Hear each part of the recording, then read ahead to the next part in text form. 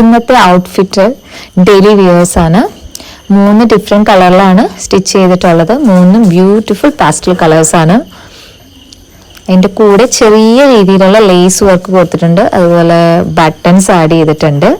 പിന്നെ ആ ബാക്കിൽ കാണുന്ന നോട്ട് അത് റിയൽ നോട്ടാണ് കേട്ടോ. നമ്മൾ കുഞ്ഞുങ്ങളുടെയൊക്കെ ഡ്രസ്സിൻ്റെയൊക്കെ ബാക്കിൽ വരുന്ന പോലെ നമുക്ക് കെട്ടിവെക്കാൻ പറ്റും.